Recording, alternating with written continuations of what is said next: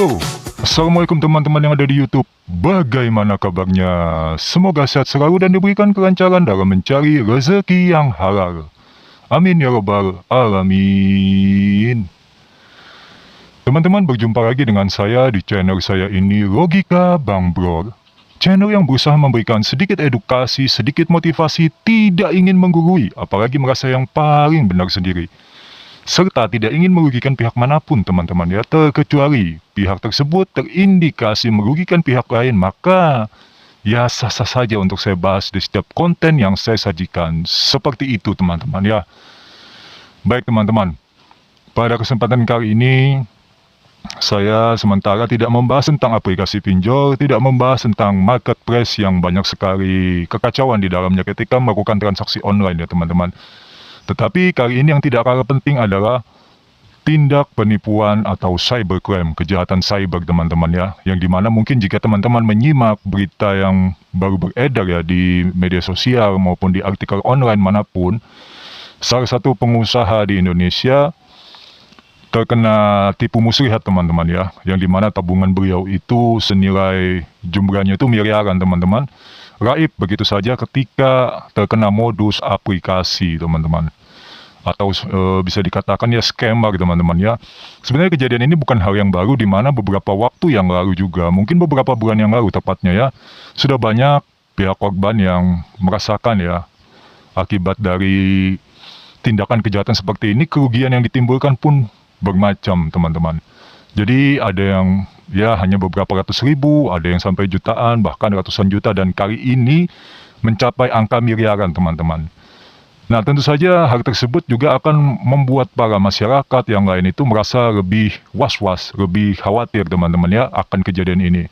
Bagaimanakah tindakan dari aparat penegak hukum ke depannya untuk bisa menghindarkan masyarakat itu dari kejahatan cyber seperti ini teman-teman ya. Tetapi sebelumnya, mari kita sama-sama menganalisa dan kita gunakan logika kita agar kita itu bisa mengukur ciri-ciri penipuan yang akan menjerat kita. Karena kejadian seperti ini tidak pandang bulu teman-teman.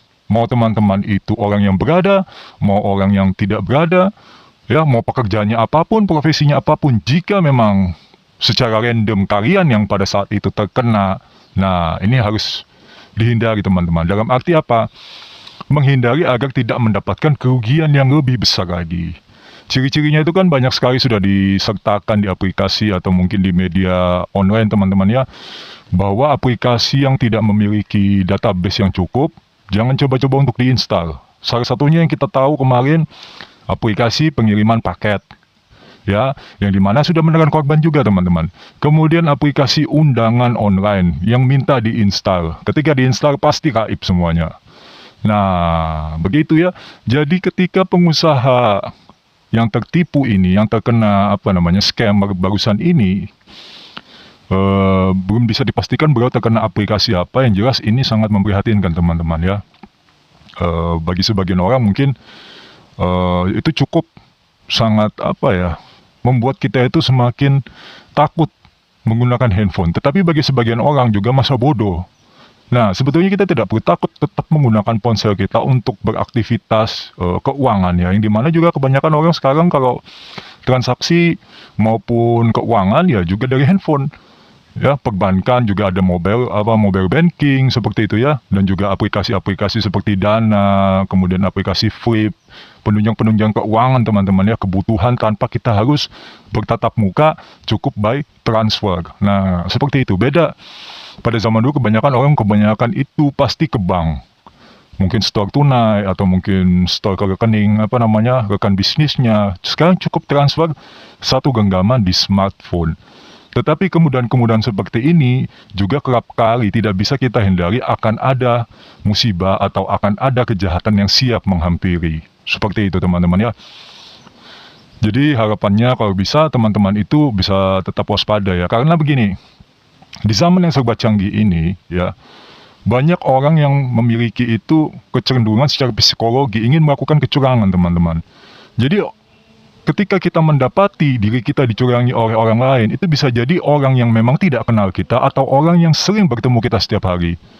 Nah, kebanyakan menurut ilmu psikologi, orang-orang yang melakukan kecurangan itu memiliki tingkat kecerdasan yang tinggi teman-teman. Karena dia memikirkan bagaimana caranya melakukan sebuah kecurangan, melakukan sebuah trik yang akan dia terapkan kepada calon korbannya ini, apakah dia kenal atau tidak, itu bagaimana caranya berhasil. Jadi dia selalu bermatematika teman-teman, menganalisa satu demi satu setiap langkah yang akan dia terapkan.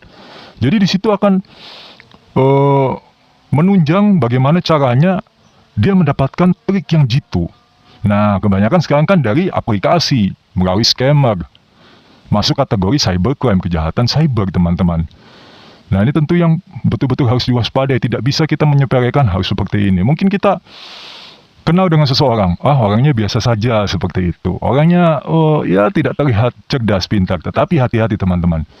Penipu itu bisa membuat penampilannya itu biasa-biasa saja. Kebanyakan seperti itu. Jadi ada kata-kata bijak ya, penampilan bisa menipu. Nah, jadi penipu kebanyakan adalah yang suka berpenampilan biasa-biasa saja. Tidak terlalu mencolok. Tetapi ketika dia sekali beraksi, nah, dan kita tidak bisa mengantisipasi, maka ya selesai teman-teman. Jadi kecenderungan fraudster seperti ini atau dalam cabang ilmu psikologi adalah orang-orang yang cenderung melakukan kecurangan yang dalam dirinya itu tidak ada kejujuran sama sekali teman-teman.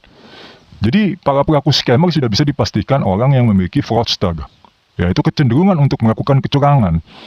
Biasanya bukan untuk sekedar mendapatkan keuntungan teman-teman, tetapi juga untuk mendapatkan rasa puas. Rasa puas yang seperti apa? Ketika dia berhasil menerapkan caranya ya, ketika analisanya juga berhasil menemukan suatu cara dan itu mengenai sasaran, maka itu akan timbul kepuasan tersendiri teman-teman, yang tidak bisa dinilai dengan uang ya. Dan kecurangan-kecurangan seperti itu tadi atau fraudster tadi, kebanyakan juga adalah orang-orang yang memikirkan keluarganya. Mungkin di sini dia melihat keluarganya saat ini sedang terpuruk, sedang susah. Akhirnya dia melakukan cara yang curang, mengakali orang-orang, orang yang dia kenal maupun yang tidak kenal, untuk mendapatkan keuntungan itu tadi, menyelamatkan keluarganya dari kesusahan. Atau ketika dia memiliki sebuah usaha yang sudah terancam bangkrut, ya, dia akan membuat juga orang-orang yang dia kenal untuk bisa menyelamatkan perusahaan atau usahanya yang bangkrut ini. Itulah ciri-ciri fraudster teman-teman, yang bisa menggerakkan atau mayoritas yang bisa menggunakan ilmu IT di atas rata-rata. Itu berdasarkan artikel dari teman saya yang mengirimkan kepada saya untuk saya baca, saya pahami, dan juga saya share di sini. Mungkin teman-teman ada yang sudah membaca atau ada yang belum ya. Jika ada yang sudah, alhamdulillah. Jika belum, semoga apa yang saya sampaikan ini menambah wawasan. Jadi seperti itu teman-teman ya. Apapun aplikasi yang akan masuk berupa pesan, ya, melalui pesan misalnya kebanyakan WhatsApp teman-teman, atau Telegram seperti itu. Ketika nomor itu tidak kita kenal atau kita belum mengenal sama sekali pihak yang mengirimkan pesan itu, jangan coba-coba untuk diinstal jika Anda masih sayang dengan keuangan Anda yang ada di handphone Anda. Seperti itu teman-teman ya. Karena bisa dipastikan ketika dia berhasil membuat Anda menginstal aplikasi yang dia kirim, tentu di situ akan semuanya data yang ada di handphone Anda akan mudah untuk mereka ambil.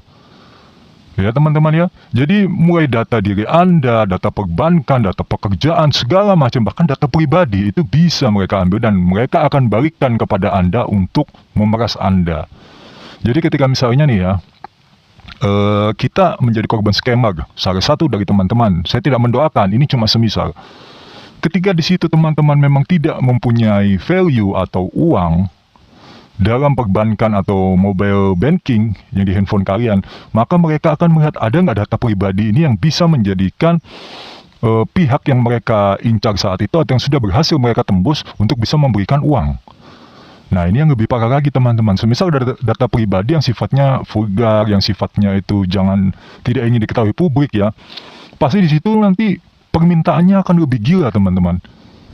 Lebih gilanya apa? Yang memerasnya lebih tinggi nominalnya dibandingkan misal di mobile banking kalian, semisal ya ada 2 juta. Mungkin cuma sudah 2 juta itu aja yang diambil. Tetapi ketika tidak ada satupun, mungkin nilainya cuma 1.000 gitu ya, di saldo mobile banking teman-teman hanya ada 1.000 misalnya gitu. Mereka akan cari, oh apa ini yang bisa menghasilkan uang? Kita sudah terlanjur menembus ini. Nah itu perlu diperhatikan teman-teman ya. Jadi bagi teman-teman yang masih suka menyimpan data pribadi atau privacy di handphone kalian, itu memang adalah hak setiap orang ya. Ketika memiliki handphone dengan kapasitas penyimpanan yang tinggi, maka kebanyakan digunakan juga untuk menyimpan data-data pribadi pastinya. Selain data-data pribadi yang memang sifatnya umum, data pribadi yang sifatnya juga ya sedikit lebih privacy lagi juga pasti ada di handphone itu. Pasti teman-teman. Begitu saja teman-teman, mungkin saya tidak terlalu berpanjang lebar karena hal seperti ini memang harus kita sangat waspadai. Kita jangan lengah. Sekali lagi ya saya ingatkan, korban scammer atau cybercrime itu tidak pandang Anda berpendidikan tinggi atau Anda adalah berpendidikan rendah. Tidak pandang Anda orang yang berada maupun Anda bukan orang yang berada sekalipun. Ya. Ketika Anda sudah terkena scammer, maka bersiap-siaplah Anda harus segera menguninstall atau bagaimana caranya handphone Anda itu tidak Anda gunakan sementara dan Anda lapor kepada pihak yang berwajib. Sehingganya Anda terhindar dari kejahatan-kejahatan yang merugikan Anda teman-teman. Secara finansial dan juga secara materi, secara apalagi perasaan tentunya ya. Baik teman-teman, saya ucapkan terima kasih kepada teman-teman Logika Bang Bro yang telah berkenan menyaksikan video ini dari awal hingga akhir. Semoga kuota yang kalian gunakan, kuota di warung kopi, kuota di kafe-kafe tempat kalian nongkrong, dan juga kuota provider pribadi yang kalian gunakan selalu senantiasa membawa berkah dan kebaikan untuk saya dan juga kepada teman-teman Logika Bang Bro tentunya. Baik teman-teman, saya pamit undur diri dulu. Semoga pembahasan kali ini sangat bermanfaat untuk teman-teman. Assalamualaikum warahmatullahi wabarakatuh.